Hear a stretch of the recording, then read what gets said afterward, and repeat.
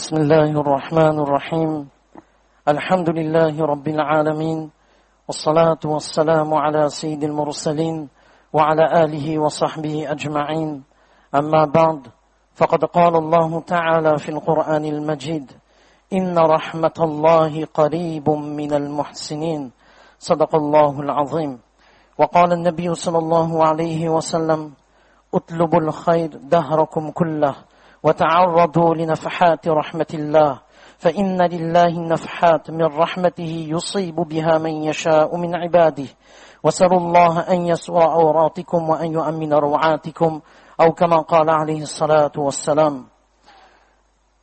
وقال العلامة عبيد الله مبارك فوري رحمهم الله وهذه الأحاديث كلها تدل على عظم خطر ليلة نصف شعبان وجلالة شأنها وقدرها وأنها ليست كالليالي الأخر فلا ينبغي أن يغفل عنها بل يستحب إحياؤها بالعبادة والدعاء والذكر والفكر وهي بمجموعها حجة على من زعم أنه لم يثبت في فضيلتها شيء.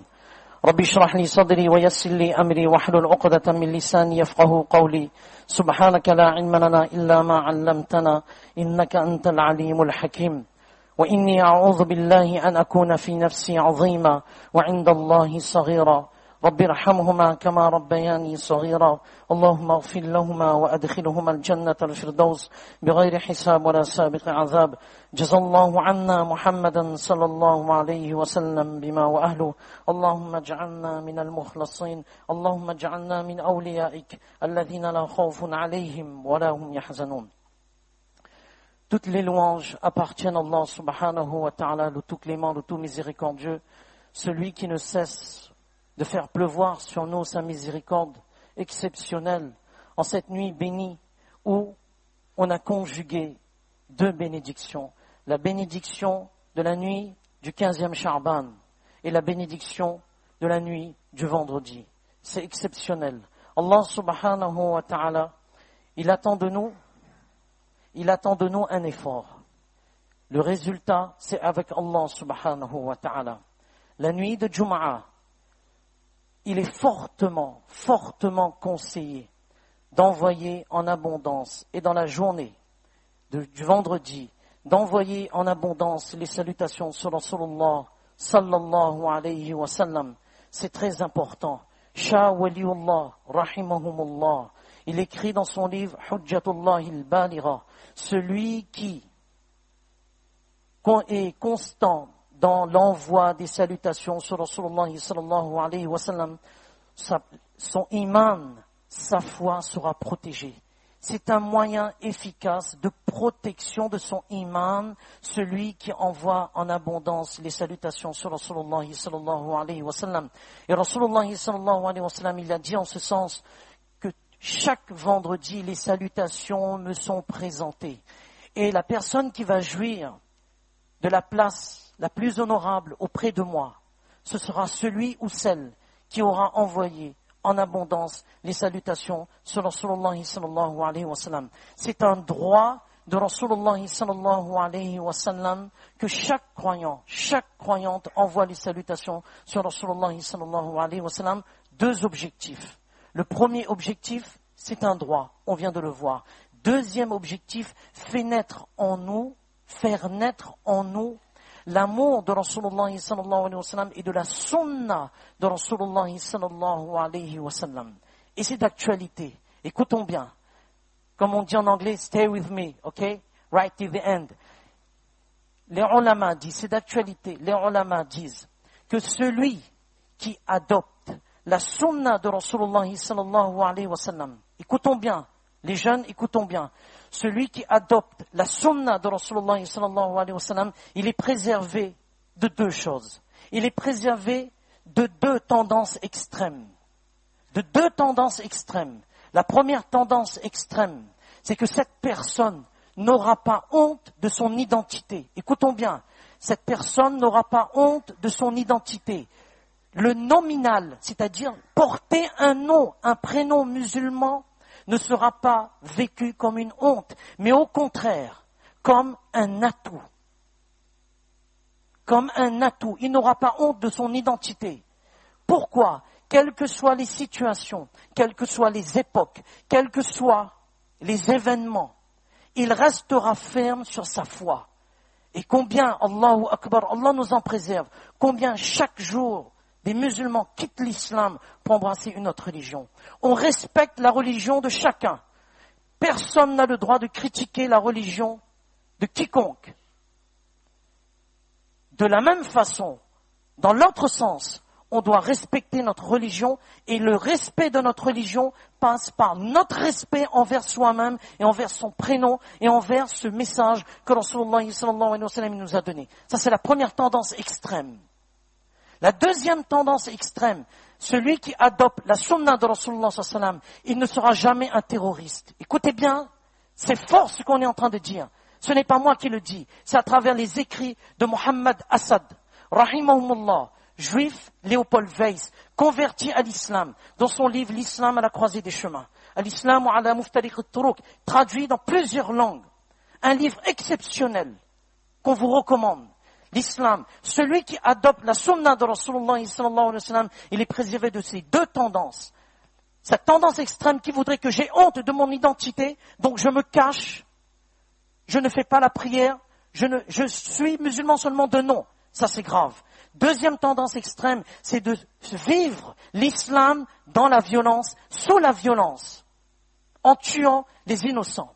Et ça c'est interdit aussi. Sachons-le. Imam Malik rahimahumullah, une fois, une personne, Ibn Rajab Hanbali rahimahumullah, il cite Rasulullah en rêve, quelqu'un a vu en rêve, Rasulullah sallallahu alayhi wa sallam, il était dans la masjid, il était assis. Les gens étaient autour de lui. Et Imam Malik rahimahumullah était debout devant Rasulullah sallallahu alayhi wa sallam. Rasulullah sallallahu alayhi wa sallam avait le musc. Et il donnait à Imam Malik rahimahumullah. Et ce dernier distribuait aux gens. On a interprété ce rêve. Oh Imam Malik rahimahumullah, Allah va te donner une science. C'est pour ça que tu es devenu imam. Et deuxième, tu vas suivre la sunna de Rasulullah sallallahu alayhi wa sallam. Les 4 imams, si on étudie la vie des 4 imams, Imam Shafi'i rahimahullah, Imam Ahmad rahimahullah, Imam Malik rahimahullah, Imam Abu Hanifa rahimahullah, si nous étudions leur vie, nous allons voir que dans le message de l'islam, il y a la paix.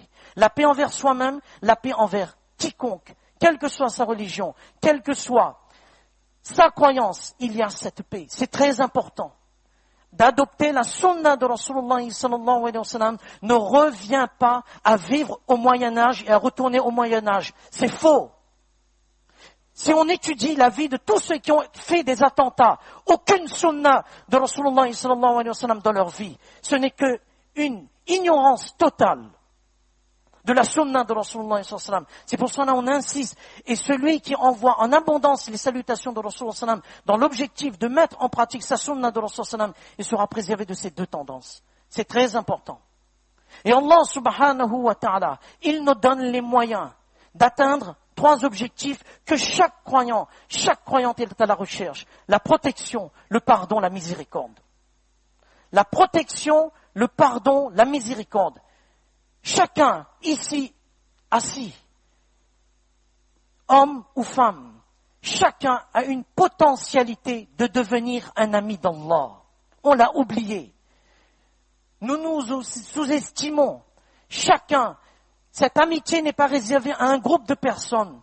Chacun, homme, femme, adolescent, vieille personne, marié, célibataire, chacun a une potentialité de devenir un ami d'Allah. Mais il faut cultiver cela.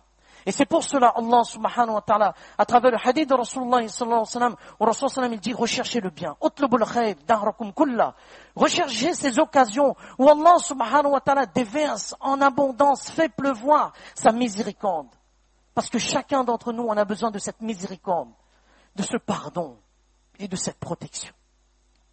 Nous tous, nous avons besoin. Pourquoi? Pour la protection de ce monde, dans ce monde, et la protection en premier lieu dans la tombe. On a oublié la mort.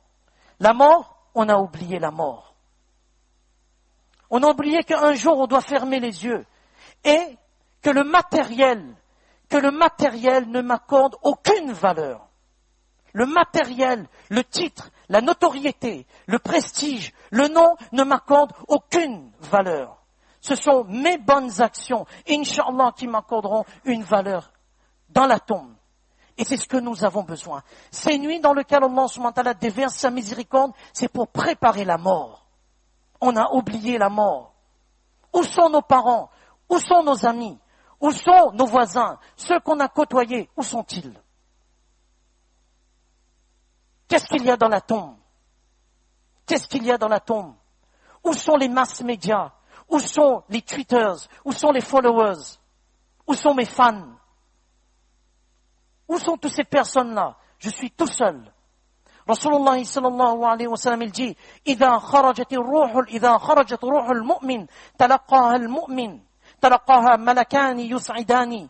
Lorsque le croyant, il a travaillé sur cette terre pour atteindre un objectif, la satisfaction d'Allah subhanahu wa ta'ala, 2 anges viennent recueillir son âme et amènent vers Allah subhanahu wa ta'ala. Et Rasulullah sallallahu alayhi wa sallam, il mentionne l'odeur agréable de cette âme. Parce qu'on a préparé ce jour-là. On a préparé ce rendez-vous. Et Rasulullah sallallahu alayhi wa sallam mentionne le musc. Les gens des cieux disent, Ruhun tayyibatun ja'at min qibalil ard. Une âme pure qui nous vient de la terre. Subhanallah. Sallallahu alayki wa ala jasadin kunti ta'murinahu. Qu'Allah subhanahu wa ta'ala te bénisse et bénisse ce corps dans laquelle, en parlant de l'âme, dans laquelle tu étais. Et on monte jusqu'à Allah subhanahu wa ta'ala. Fayuntalaqu bihi ila rabbihi. On monte vers Allah subhanahu wa ta'ala. Et Allah subhanahu wa ta'ala dit, lorsqu'il voit que cette âme a préparé sa vie, sa rencontre avec Allah subhanahu wa ta'ala, intaliqu bihi ila akhir al-ajal. Amenez, gardez-le, protégez-le jusqu'à la fin jusqu'à l'heure de la résurrection. Il a trouvé sa place. L'âme a trouvé sa place. C'est de cette préparation qu'on parle. Et Allah subhanahu wa ta'ala, il nous donne ces occasions. La nuit du 15e Sha'ban.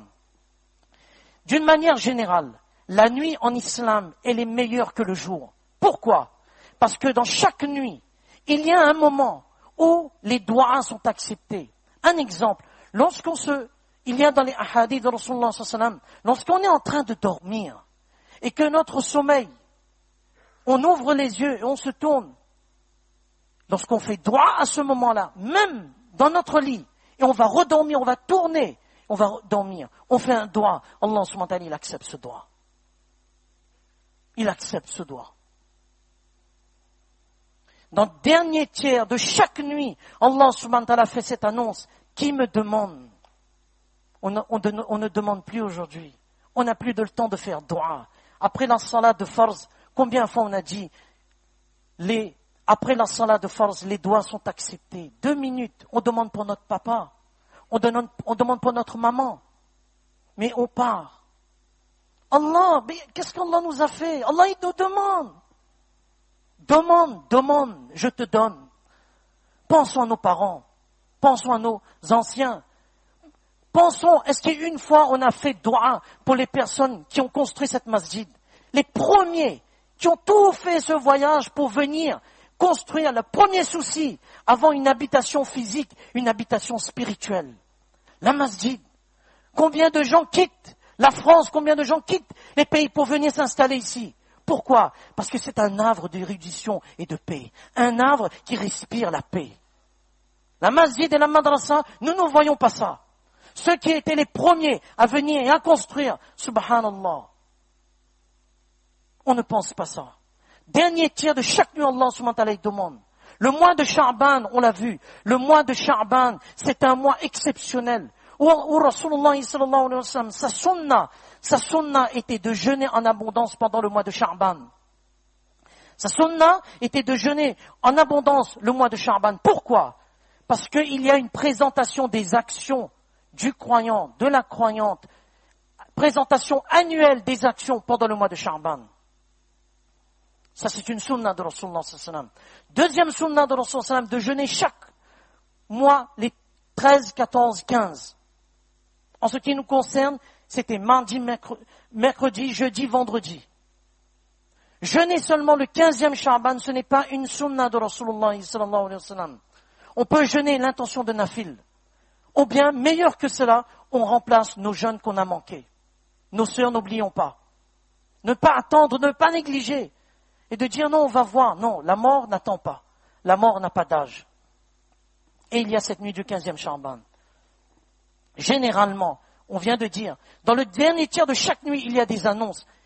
Depuis Maghrib, Hafiz Iraqi, rahimahullah, le professeur d'Ibn Hajar al-Asqalani, rahimahullah, dit, depuis Maghrib jusqu'à l'aube, il y a des annonces. Allah subhanahu wa ta'ala dit, demande. Conjugué à la bénédiction de la nuit de Jum'a, subhanallah. Subhanallah. Et l'idée de tout ça? Qu'est-ce qu'Allah subhanahu wa ta'ala, il attend de nous? Qu'est-ce qu'Allah subhanahu wa ta'ala, il attend de nous? Tout simplement que rien n'est perdu. Rien n'est perdu. Quel que soit, wallah, écoutons bien, frères, sœurs, ce n'est pas un discours de complaisance, ce n'est pas un discours pour vous faire plaisir, ce n'est pas un discours où l'orateur, il se sent bien lorsqu'il parle dans la même direction que ceux qu'on voudrait entendre. Non. Allah, on sera posé, on sera les premiers à être questionnés le jour de la résurrection de la sincérité et de la manière dont on fait nos discours. Est-ce que tu caresses dans le sens des poils? Non, c'est pas ça. Allah nous en préserve. Quelle que soit notre situation, quel que soit le pécheur que tu es, quelle que soit la gravité du péché, pour Allah, ce n'est rien si seulement tu dis, oh Allah, je reconnais mon erreur. Je reconnais que c'est un péché. C'est pas bien ce que j'ai fait. Wallah, je me tourne vers toi. Pardon. Wallah, je suis sale. Je suis impur. Mais toi seul peux me purifier. Wallah, je te demande pardon. Wallah. Ya ibna Adam, law balagat dhunubuka anana as-sama, thumma astaghfartani, ghafartu laka wala ubali. C'est Allah qui parle. Allah qui parle. Il s'adresse aux gens, au fils d'Adam, alayhi salatu wassalam. Il dit, ô fils d'Adam, si tes péchés atteignent le point culminant, le plus haut point culminant du ciel, la quantité ou la gravité du péché, thumma astaghfartani, mais tu me demandes pardon, ghafartu lak, je te pardonne, wala ubali. Et pour moi, ce n'est rien. Pour moi, ce n'est rien. Allah subhanahu wa ta'ala nous adresse un message d'espoir. Il n'y a pas de fatalité. Et de se dire que, pour moi, c'est terminé. Il n'y a plus de... Non, jamais. Jamais. On vous donne un exemple. Et combien d'histoires, subhanallah, combien d'histoires des hommes, des femmes, plongés dans le péché. Mais quel péché? Les plus graves, mais qui ont reconnu, c'est la première étape, reconnaître que c'est un péché, reconnaître que ce que j'ai fait, ce n'est pas bien. C'est l'humilité qu'on a besoin d'apprendre, de prendre cette humilité et de se dire, oh Allah, je reconnais mon erreur. Quelqu'un a attiré mon attention sur ce péché, oh Allah, je suis d'accord, j'ai compris. Je vous donne un exemple. Diams, Mélanie, française et musulmane. On a déjà cité ce livre. Wallah, point de départ de cette chanteuse. Le livre qu'elle a écrit, elle voulait se suicider. Elle qui jouissait de toute la notoriété, de tous les fans, le monde l'adulait. Mais qu'est-ce qu'on a besoin? Qu'est-ce qu'elle avait besoin de plus? Mais elle est au bord du précipice. Elle veut se suicider. On l'interne. On l'interne dans un établissement. Elle ne sait pas pourquoi elle vit. Elle ne sait pas pourquoi. Pourquoi tout cet argent? Mais pourquoi toute cette notoriété? Regardez qu'est-ce qu'elle écrit, page 111. À 30 ans passés, je constate que je ne savais presque rien. C'est une leçon d'humilité. On commence par l'humilité. Je ne me suis pas arrêté à ce que tout le monde disait autour de moi. On ne change pas dans la vie. On est ce qu'on est et on le reste. Comme si, après un certain âge, on était condamné à cette fatalité. De par mes rencontres ou de par ma propre histoire, je suis aujourd'hui certaine du contraire. Pourquoi elle est certaine du contraire? Parce qu'Allah subhanahu wa ta'ala, il le dit dans le Coran. Et elle cite le verset. qu'il s'agisse de cet ancien voyou, reconverti dans l'humanitaire, ou de cette danseuse de boîte de nuit, aujourd'hui mère de famille et femme exemplaire, tout le monde peut changer. Mais la première étape, c'est de se dire que ce n'est pas bien. On vit dans un monde où la mondialisation a fait du péché un atout pour réussir dans sa vie. Et c'est ça le problème. Aujourd'hui, et ça c'est le système de qui? Ça c'est le système de Dajjal. Dajjal, il n'est pas là. Sa personne, son être n'est pas là. Il est sur une île. Il est sur une île, enchaîné. Mais son travail a déjà bien commencé. Et son travail, c'est de te dire que par le péché, tu vas réussir. Pourquoi? Parce que les gens, maintenant, lorsqu'il n'y a plus le regard de la miséricorde d'Allah, il y a le regard des gens. C'est-à-dire que le prêt à justifier de tes actions, tu recherches la satisfaction dans le regard des gens. Qu'est-ce que les gens vont me dire? Et c'est ça le problème. Aujourd'hui, on est dans l'ère du narcissisme. Le narcissisme, c'est facile. Le narcissisme, c'est le culte du moi. Qui es-tu pour me dire ce que je dois faire? Et le narcissisme, le culte du moi, invite à la susceptibilité. Ne lui dis surtout pas, il ne parlera plus du tout avec toi pendant des mois. Salam, il ne te fera pas. Le jour de Eid, il va te fuir. Parce que tu lui as dit gentiment qu'il faut faire salam à celui qui est près de toi. Il ne va plus parler avec toi. Il va marcher, il va regarder. Il te voit, mais il fait semblant qu'il ne te voit pas. Voilà le monde dans lequel on vit. Le gros moi là, il a atteint un tel niveau. Que Allahu Akbar. Que ce soit dans les couples, que ce soit dans les familles, que ce soit entre amis, que ce soit dans n'importe quelle situation, on ne tolère pas qu'on puisse nous dire que gentiment, mon frère, ce n'est pas bien ça. Même en privé, mon frère, ce n'est pas bien. Tout le monde peut changer. Chacun a compris que si hier nous n'étions pas des modèles, demain nous pourrions nous rattraper et faire table rase d'un passé parfois très lourd, d'un défaut à corriger ou d'une âme à ramener de ses excès. Personne n'est condamné une fois pour toutes. Personne n'est mauvais au point de désespérer de la miséricorde d'Allah. C'est une convertie. C'est une ancienne chanteuse. Qui nous parle. Ce que j'ai appris en lisant le Coran, en étudiant la vie des prophètes, alayhimus salatu wassalam, et la vie des vertueux, je lisais dans le Coran, Qul ya ibadiyalladhina asrafu, ô mes serviteurs, qui vous êtes fait du tort contre vous-même, ne désespérez jamais de la miséricorde d'Allah. Allah peut pardonner tous les péchés. Certes, Allah est lui le pardonneur, le miséricordieux. Moi-même, j'en ai fait l'expérience au début de mon islam, lorsque certains ne me prenaient pas au sérieux et pensaient que jamais je ne pourrais changer. J'avais compris qu'Allah pardonne, tandis que la plupart du temps, les gens te jugent. Et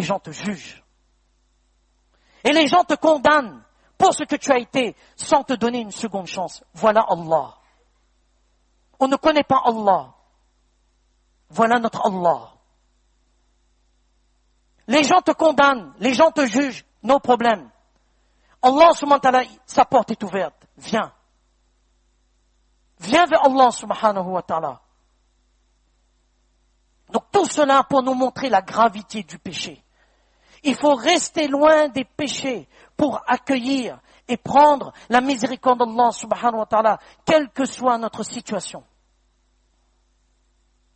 C'est pour cela, pendant cette nuit,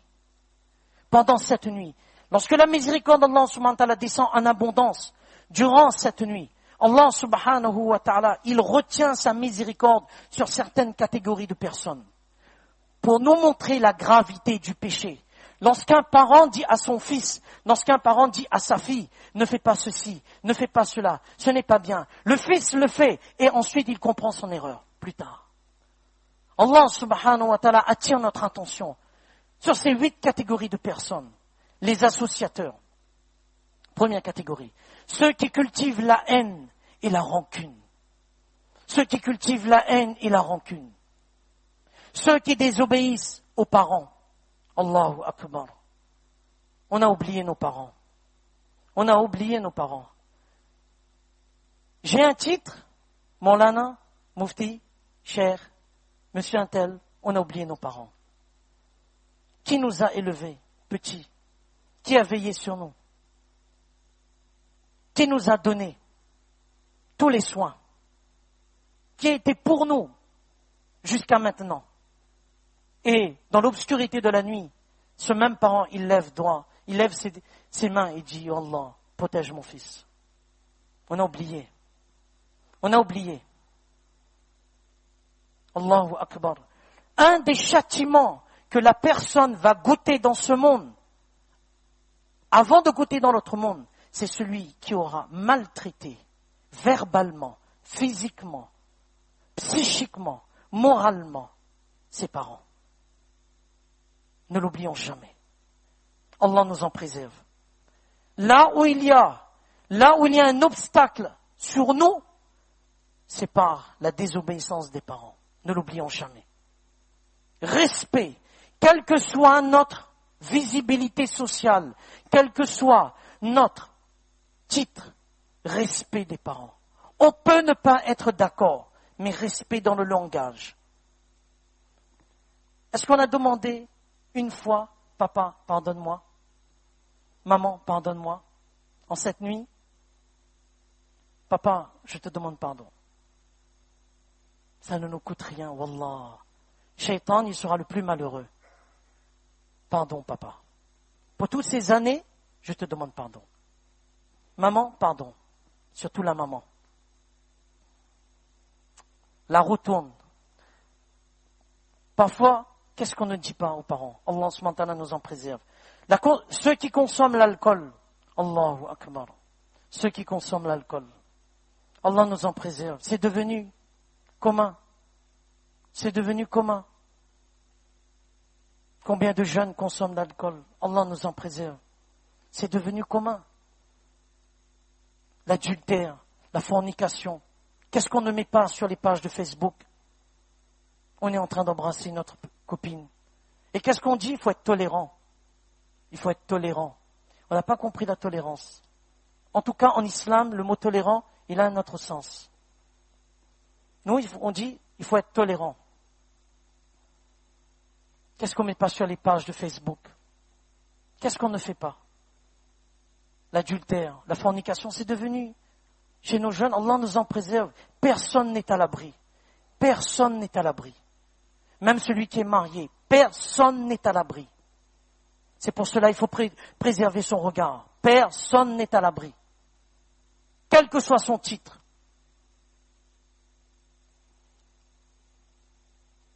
Les meurtriers. Ce groupe qui n'est pas pardonné, dont Allah subhanahu wa ta'ala retient sa miséricorde. Les terroristes, ceux qui tuent, au nom de l'islam, Allah subhanahu wa ta'ala ne déverse pas sa miséricorde. Non. On a tué une femme d'une autre religion, on a tué une personne d'une autre religion, Allah subhanahu wa ta'ala ne pardonne pas.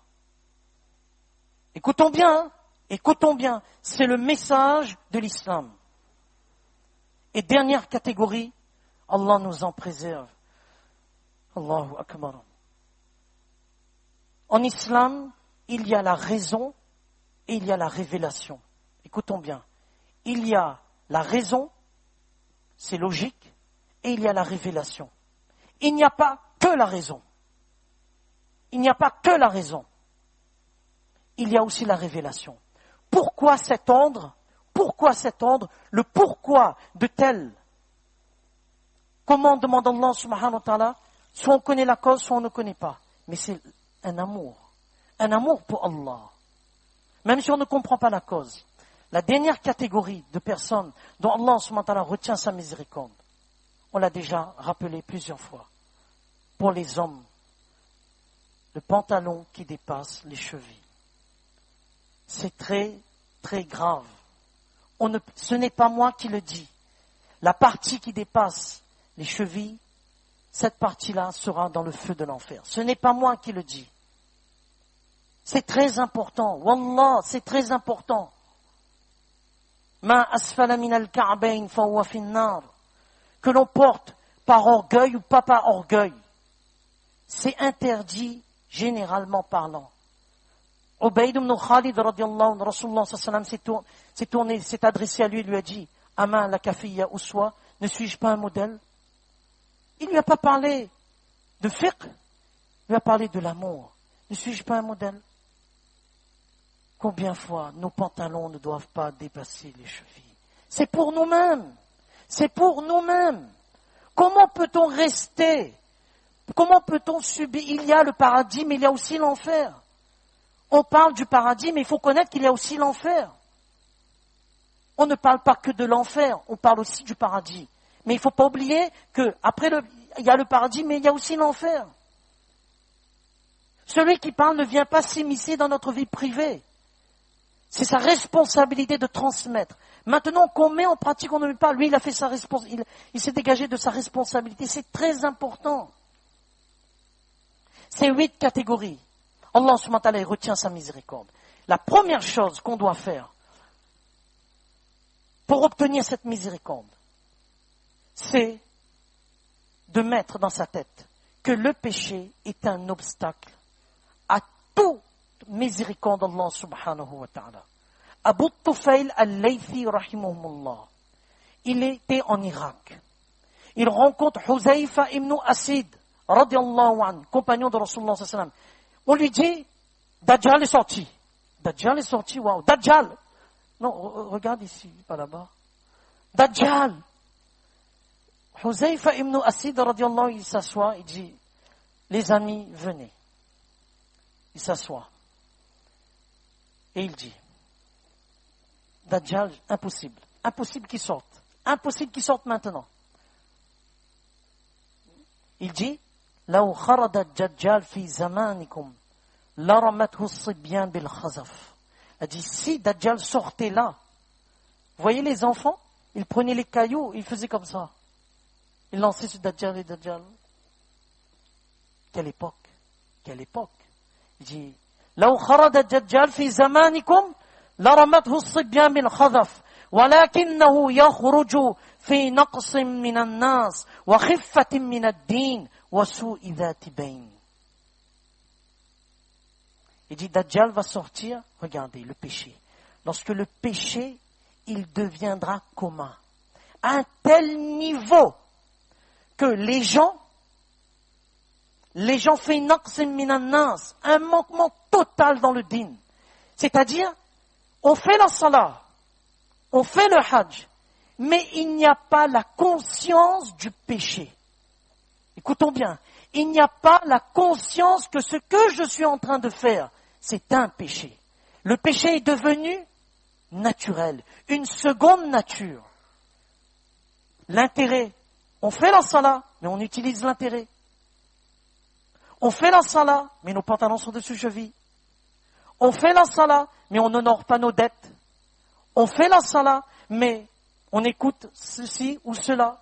On fait la salat, mais on a des pratiques qui ne sont pas bien. Qui ne sont pas bien du tout. Pas bien du tout. On fait ceci, on fait cela. Mais, je peux être un hafidhul Qur'an. Je peux être un hafidhul Qur'an. Mais j'entretiens des relations illicites. Il n'y a plus cette conscience du péché. Fi naqsim min an-nas wa khiffatin min ad-din. Et le din, il devient quoi? À la carte. Je fais ce qui me plaît. Je demande un avis juridique qui va dans mon sens. Si ça va pas dans mon sens, non. Et on jongle avec les madhab, avec les écoles. Ah, dans l'école là, il peut manger. Ah, aujourd'hui, il est telle école. Dans l'école là, il peut pas faire. Aujourd'hui, il est une autre école. Et voilà, on va dans les écoles. Pourquoi?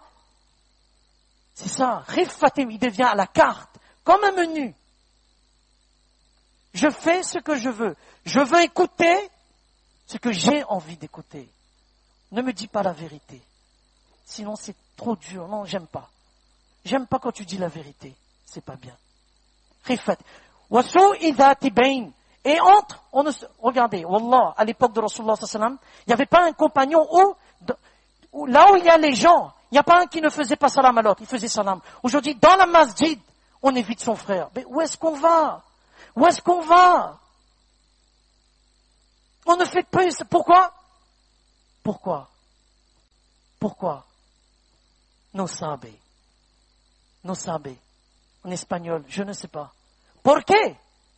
Pourquoi? Baby, my friend, why you don't talk with me? I will talk with you I like you. Ah, on a oublié ça. Et dans les familles, il n'y a que des coupures. Dans les couples, il n'y a que des cassures. Pourquoi? Parce que notre divinité, c'est notre moi. Ce n'est plus Allah. C'est ce qui se passe aujourd'hui. Le silence, vous savez, lorsqu'il y a le silence, lorsque la vérité est remplacée par le silence, apparemment tout va bien, là. C'est quand où tu sondes, ou bien les personnes viennent te voir, il y a tel problème. Lorsque la vérité est remplacée par le silence est un mensonge. Et le silence est un hypocrite. Ça, c'est le début du chaos. Avant un tremblement de terre, là, ils ne sortent pas. Tremblement de terre, 15h45, tel jour. Non, tout va bien. C'est le calme, le plat. Et après, c'est reparti. C'est comme ça. C'est ça. Le péché, Dajjal va sortir. Regardez, imaginons un instant que Dajjal il va sortir lorsque le péché est devenu commun. On n'en a que faire. On fait des séminaires, on fait des think tanks, on fait des discours, on fait des conférences. Mais le cœur, il est meurtri. Le cœur, il est impur. Le cœur, il n'est plus là. C'est l'élément. Dans les magazines de psycho, écoutons bien, dans les magazines de psycho, vous savez, il y a toutes les solutions. Comment devenir zen en 10 points? Comment retravailler son couple et donner et booster son couple? 15 points. Il faut mémoriser 10, 15, ça fait 25. Comment retrouver dans son travail une amitié sincère? Parce qu'aujourd'hui, Soulia Pamanzil, si aujourd'hui on ne lit pas, si aujourd'hui, écoutons bien, dans son travail, quel que soit le travail, si on ne lit pas ses doigts de protection, le collègue, il tabat. Attention. Dans quel monde vivons-nous? Mais dans quel monde vivons-nous? Où allons-nous? Comment Allah subhanahu wa ta'ala, il nous accepte, on vient de voir. Je fais table rase de tout. Mais reconnais que c'est un péché. Reconnais que c'est un péché. Et la terre, tu peux habiter Makkah, tu peux habiter Madina, tu peux habiter Jérusalem. La terre, elle est sacrée, elle ne rend pas sacrée. Écoutons bien. Si le cœur, il est arrivé à un tel point qu'il est mort, qu'il est endurci, le bien ne passe plus. Tu peux parler, tu peux dire ce que tu veux, ça ne passe pas. C'est pas comme ça. Ce n'est pas comme ça. À Madina, nous avons un ami à Madina. Il nous a raconté cette histoire. Allahu Akbar. Allahu Akbar. À Madina, un des amis, son père est décédé. Son père est décédé. Le professeur, il appelle son professeur, il dit son professeur, viens, parce que mon père est décédé. Il dit pas de problème, j'arrive. Il y va. Il donne le bain mortuaire. Il fait tout. Et le professeur lui dit, il reste quelques heures. Il reste quelques heures pour la salat de Dhuhr dans la Masjid Nabawi. On va faire la salat de janaza de ton père là-bas. L'aîné dit non. On fait tout de suite. Il dit non, mais il reste quelques heures. Il reste quelques heures. Il dit non. On fait tout de suite. Le professeur ne comprend pas. Il se tourne vers le petit, qui était un alim. Il lui demande, essaie de raisonner ton grand frère et dis-lui qu'il reste quelques heures pour accomplir la salat de janaza de ton père à Madina, dans la Masjid Nabawi. Il essaie de raisonner son père. Non. Son grand frère. Non. Le professeur l'appelle en aparté, il lui dit, ok, garde sur table. Pourquoi tu ne veux pas? Pourquoi tu ne veux pas? Vous savez quelle réponse il a donnée? Nous sommes où? À Medina, sur la terre bénie. Qui est enterré dans la Masjid Nabawi? Rasulullah sallallahu alayhi wa sallam. Qu'est-ce qu'il dit au professeur? Je ne veux en aucun cas manquer l'ouverture de la cérémonie de la Coupe du Monde.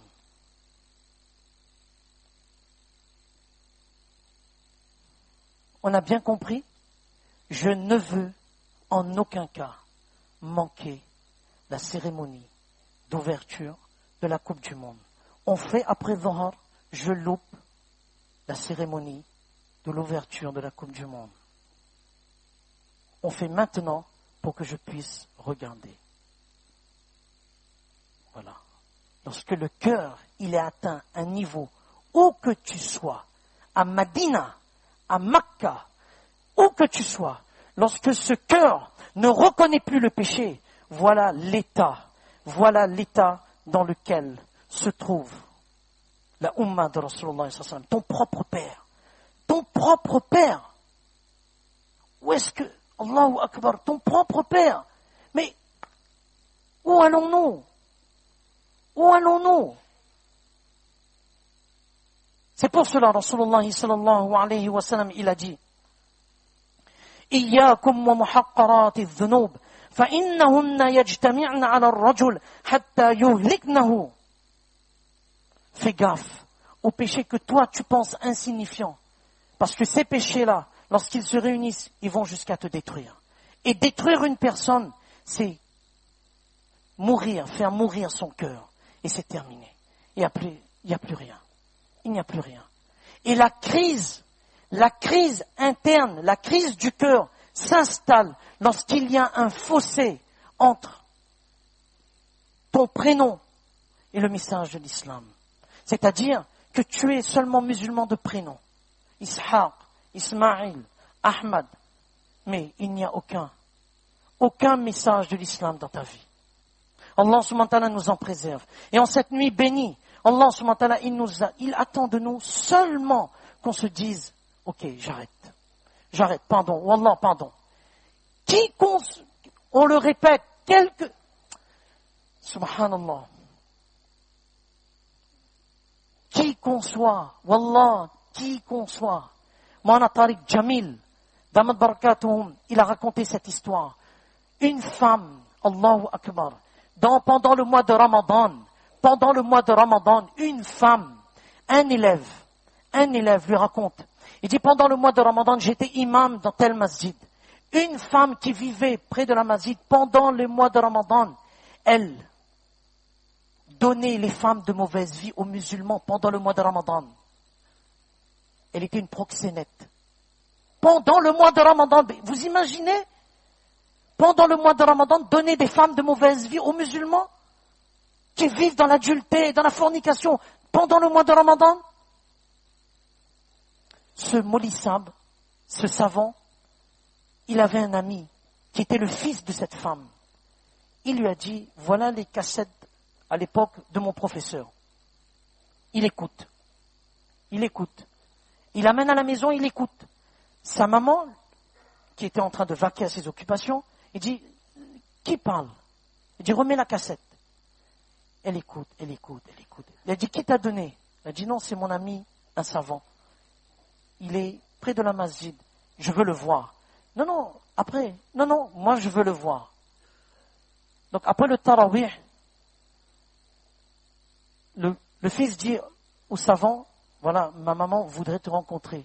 Elle dit, ma maman, non, toi-même parle. Non, elle insiste. Ok. Il va voir, le regard baissé, et cette femme lui demande, c'est vrai ce qu'on parle dans cette cassette? Et c'est qui ça? Elle dit, non, ça c'est mon Tariq Jamil. Il dit, ah bon? Et c'est vrai ce qu'il dit? Qu'est-ce qu'il dit? Parce qu'il y a plusieurs cassettes. Il dit, il parle du tawbah. Elle dit, quelle que soit la gravité du péché, Allah subhanahu wa ta'ala pardonne. Elle dit, oui. Il a dit, même pour moi, tu connais quelle est ma tâche et ma fonction, quel est mon travail. Il dit oui. Il a dit, même Allah, il pardonne. Il a dit, soyez témoins, j'arrête tout. J'arrête tout. Cette femme, point de départ, cette femme retourne chez elle. Elle prend un bain. Elle commence à accomplir sa salat. Elle fait le tarawih. Les femmes qui étaient auprès d'elle, Allah, cette femme, hey, comment ça fait sa salat, etc. Et chaque fois après le tarawih, elle dit, oh Allah, si tu as accepté mon pardon, fais-moi mourir dans le mois de Ramadan. Oh Allah, si tu as accepté mon pardon sincère, fais-moi mourir pendant le mois de Ramadan. Cette femme trouve la mort dans Sajda, la nuit du 29e Ramadan. La nuit du 29e Ramadan. Point de départ, mais Allahu Akbar. Chacun peut changer, on ne peut pas se dire qu'on ne peut, il faut faire un effort. Et Allah subhanahu wa ta'ala, il attend de nous cet effort. Wallah, on peut pas se dire que, non. Mais pourquoi? Il y a 3 choses. Et on termine sur ces points-là. 3 choses. Pourquoi? Il y a la faiblesse de notre conviction de la vie après la mort. La première cause, c'est la faiblesse de notre conviction de la vie après la mort. On ne pense pas, mais quelle sera ma situation, wallah, dans la tombe? Il n'y a pas un jour, lam ya'ti yawmun ala al-qabri, lam ya'ti ala al-qabri yawmun illa takallam. Il n'y a pas un jour où la tombe parle. Chaque jour, la tombe parle. Ana baytul ghurba, ana baytul wahda, ana baytul turab, ana baytul doud. Je suis un lieu de désolation, je suis un lieu de tristesse, je suis un lieu de vers, d'insectes. Je suis un lieu de terre, il n'y a rien. Abdullah ibn Amr ibn As radiyallahu anhu.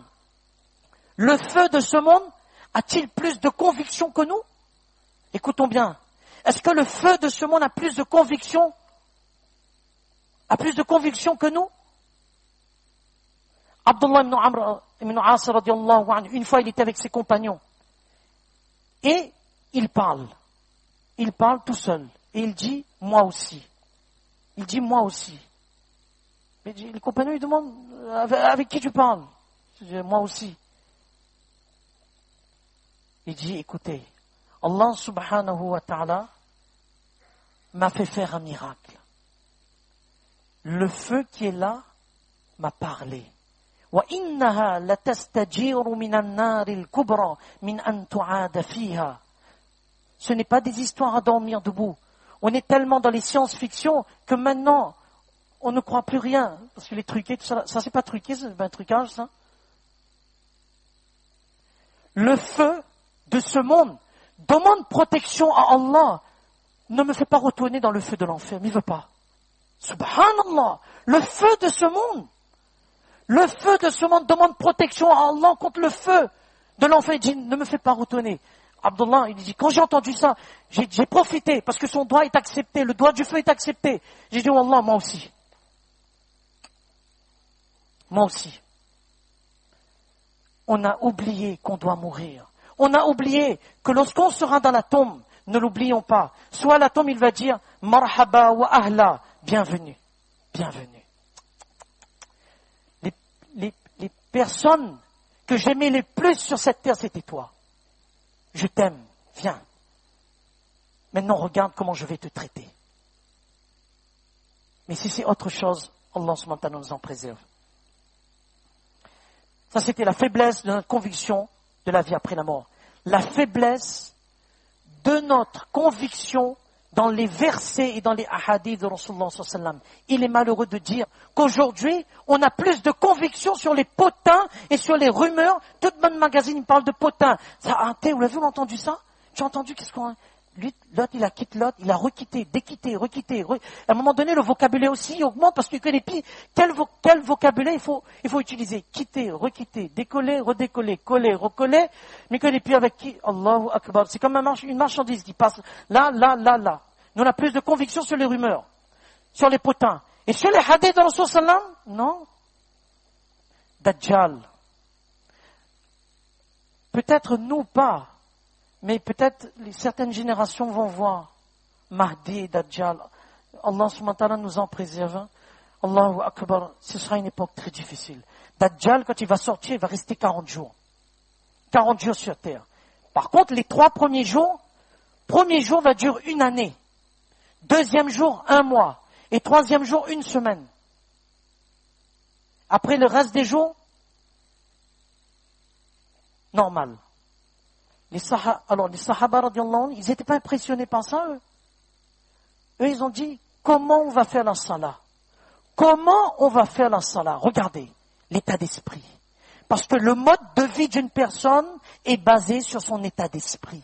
C'est pour ça, tant qu'on ne change pas notre état d'esprit, on peut venir faire la salat, on peut jeûner, mais la médisance, c'est normal. Le mensonge, c'est normal. Les potins, lorsqu'on prend le petit déjeuner, c'est normal. On parle de X, Y, il n'y a rien. C'est normal. Perdre son temps. Avec le téléphone, le fléau du siècle, qu'est-ce qu'on ne fait pas avec le portable? Dans Jum'a, le imam est en train de donner le khutbah, on est en train de jouer avec le téléphone. Et le imam a le droit de dire, arrête. Mais il ne veut pas dire devant tout le monde. Parce que il va plus encore parler. Dans Jum'a, quel est notre état d'esprit pour Jum'a? Jum'a, chaque semaine on arrive en retard pour Jum'a. Il y a un jour dans la semaine, c'est notre jour. On vient en retard. Chaque fois on se prépare. Ça dénote tout notre état d'esprit. Et c'est grave. Comment on joue avec notre dîn? Et on se pose des questions, pourquoi les musulmans sont en difficulté? Pourquoi on a peur lorsqu'il y a un événement bien particulier qui va se passer? Pourquoi? Mais c'est nos actions. Notre état d'esprit, vraiment, on n'est pas imprégné du message de dîn. Les compagnons, radiallahu anhum, eux, ils étaient des hommes comme nous. Des hommes mariés, une famille, des enfants, mais agriculteurs, ou bien travaillaient dans les champs. Ils travaillaient très dur, mais c'était des hommes qui avaient la tête sur les épaules. Ils connaissaient, ils savaient faire la part du juste milieu. C'est dans les a'mal, dans les bonnes actions qu'il y a notre force. Les anges, lorsqu'Allah subhanahu wa ta'ala, il a créé les montagnes, il a créé les montagnes pour stabiliser la terre, trouver une stabilité. Il a dit, est-ce qu'il y a quelque chose de plus fort que la montagne? Il dit oui, le fer. Il a dit, il y a quelque chose de plus fort que le fer? Il dit oui, le feu. Plus fort que le feu? Oui, l'eau. Plus fort que l'eau? Oui, le vent. Et plus fort que tout cela? La bonne action. La bonne action. Allahu Akbar. La bonne action, elle a une force exceptionnelle. C'est pour ça, à l'époque de Dajjal, lorsque les gens n'auront rien à manger, il y aura une monopolisation de la nourriture mondiale par Dajjal. Les gens, les croyants seront très éprouvés. Les compagnons, radiallahu anhu, nous ont demandé, mais comment ils vont vivre? Comment? Il a dit, Rasul a dit, la nourriture des anges. Alhamdulillah. Subhanallah. Allahu Akbar. C'est ça notre force. Donc c'est la faible conviction dans les paroles d'Allah et dans les paroles de Rasulullah sallallahu alayhi wa sallam. Et troisième élément qui nous empêche de tourner vers le pardon d'Allah subhanahu wa ta'ala après avoir vu la faiblesse de notre conviction dans la vie après la mort, la faiblesse de notre conviction dans les enseignements de Rasulullah sallam, dans les versets du Coran. Mais qu'est-ce qui est touché? Dernier élément, qu'est-ce qui est touché? L'élément principal, c'est le cœur. Et la maladie du cœur, il y a 3 maladies du cœur qui sont qui sont les bases de toutes les maladies. L'orgueil, la jalousie, l'ostentation. Ce sont les 3 maladies du cœur. L'orgueil, l'ostentation et la jalousie. Ce sont les maladies du cœur. Et c'est de là que partent tout. Toutes les autres maladies trouvent leur source à partir de ces 3 maladies-là. Susceptibilité, refus d'écouter la vérité, se mettre en colère, pratique de dîn à la carte. Le moindre effort. Maintenant, aujourd'hui, pourquoi on délaisse la sunna? Parce qu'on veut le moindre effort. Et non oublier que le moindre effort nous amène soit à rejeter la sunna de Rasulullah sallallahu alayhi wa sallam, soit à aller, écoutons bien, on tombe dans les dérives sectaires. Ah oui, on tombe dans les dérives sectaires. On ne détaille pas plus que ça. Notre gamin ou notre enfant, il se trouve embarqué dans une autre dans une autre idéologie, dans une autre façon de penser. Parce qu'on a oublié que dans l'éducation, aujourd'hui, on n'a plus le temps pour nos enfants. On n'a plus le temps pour nos enfants. La disponibilité des parents envers leurs enfants, il n'y a plus. Et qu'est-ce qui se passe? Lorsqu'il n'y a plus cette disponibilité, on entre dans un nouvel âge relationnel, parents-enfants. Et c'est quoi? Le virtuel. Le virtuel. Maintenant, qu'est-ce qui va façonner son esprit? Internet. Qu'est-ce qui va mettre dans sa tête la façon de penser, la façon d'Internet? On ne peut pas dire qu'il y a une crise d'autorité. Il n'y a pas crise d'autorité parentale. On crie, maman n'écoute plus, maman ne fait plus cela. Mais tu lui dis pas que ça c'est bien, ça c'est pas bien, on laisse. Et le conflit naît entre un professeur et son enfant et l'élève quand les parents ne disent rien et que le professeur dit quelque chose. Là, c'est vécu comme un échec et un stress et une humiliation. C'est l'époque. C'est l'époque.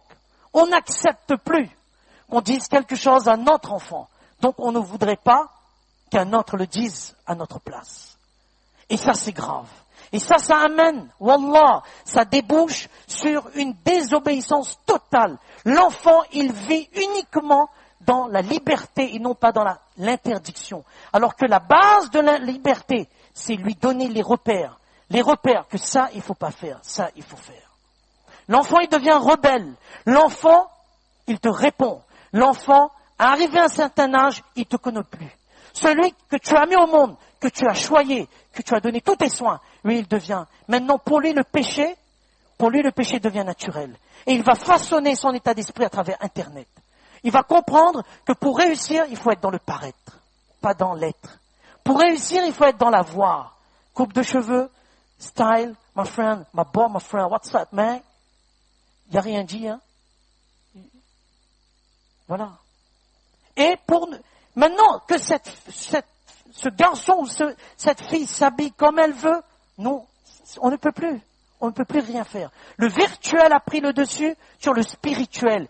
Et c'est là qu'il y a les dérives. Et on vient de voir les deux dérives. Soit il rejette son identité, soit il tombe dans la violence.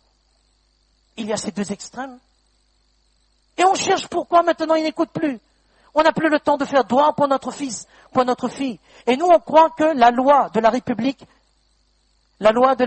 ou l'islam, l'enseignement de l'islam est contraire à la loi de la République. Non! Les enseignements de l'islam ne sont pas contraires à la loi de la République. La laïcité, on parle de laïcité. On ne connaît même pas qu'est-ce que c'est la laïcité. Et quelqu'un qui veut couvrir ses cheveux, on n'invite même pas ou bien on l'interdit. Et qu'est-ce qu'on dit? Et nous vivons dans un état laïque. Bye. Le père fondateur de la laïcité, Aristide Briand, page 4, 298, la séparation, discussion de la loi. On a déjà dit. Lorsque quelqu'un lui dit, il faut interdire l'habit religieux, un mot qu'il faut retenir, ridicule. Le père de la laïcité te dit, c'est ridicule. Et non, quelqu'un couvre ses cheveux, je dis bien couvre ses cheveux, ce n'est pas interdit par la loi. Et qu'est-ce qu'on lui dit? Vous les vieux, vous n'êtes pas dans le temps. Allahu Akbar. Il faut faire très attention dans le cœur. Qu'est-ce qu'on pense? Attention. Attention, ça peut nuire à nos croyances. Voilà. Allah subhanahu wa ta'ala nous préserve de cet état d'esprit. On a honte aujourd'hui de notre dîn. On a honte aujourd'hui de l'enseignement de Rasulullah sallallahu alayhi wa sallam. Cette nuit bénie nous rappelle qu'Allah subhanahu wa ta'ala, il nous aime. Quelle que soit ta situation, reviens. Quel que soit le Coran, la salat, assurons que nos enfants, hafiz ou pas hafiz, accomplissent la salat avec nous dans la première rangée. Que nos filles accomplissent leur salat chez elles. Qu'on lit le Coran à la maison. Le mois de Sha'ban, c'est le mois aussi du Coran. Salama ibn Kuhail, rahimahullah, il disait que le mois de Sha'ban, c'est le mois du Coran. Habib ibn Abi Thabit, rahimahullah, il disait Shahru Sha'ban, Shahru Qurra. C'est là où les lecteurs s'adonnent en abondance à la lecture du Coran. Revenons aux choses simples. Demandons droit. Accomplissons nos salats. Lisons le Coran à la maison.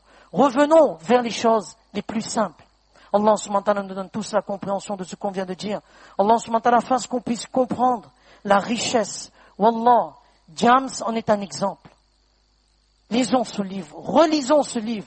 Voyons point de départ. Comment elle a changé? Elle se couvre les cheveux. Elle se couvre les cheveux.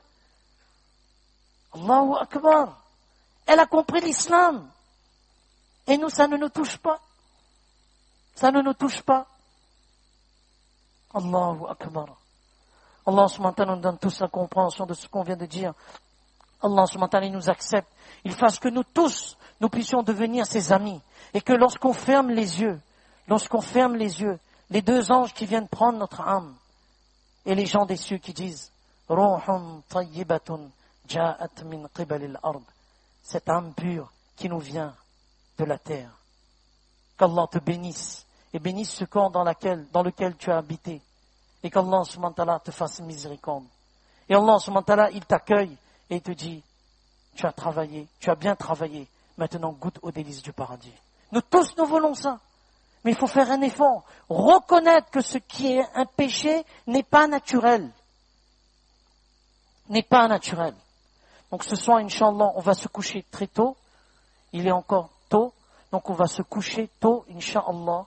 On n'oublie pas à dire à nos enfants que c'est une nuit bénie. Jumu'ah, chaque jeudi soir, on dit à nos enfants, venez dans la pratique, venez, on va lire Douroud. Pendant le mois de Ramadan, on délaisse son téléphone, on délaisse son portable, si ce n'est que pour le travail, ou bien, mais sinon, Allahu Akbar, on essaie de vivre une vie saine, de trouver notre harmonie, de trouver une stabilité intérieure, et de se dire, oh Allah, tu m'acceptes, oh Allah, je reconnais, il faut reconnaître. Une information concernant la moquette. Ceux qui ont investi dans cette moquette, on le rappelle, c'est un gros investissement. C'est un gros investissement. Toutes les personnes qui vont faire la salat sur cette moquette vont obtenir les récompenses de toutes les personnes qui vont faire la salat. Dans le hadith, le commentaire, c'est 33 554 432 de récompenses. Donc pour chaque personne, et qui a fait miswak, c'est multiplié par 70. Ramadan arrive, on va faire tarawih, les récompenses vont être décuplées. Il y aura i'tikaf, les personnes vont faire i'tikaf, ils vont passer.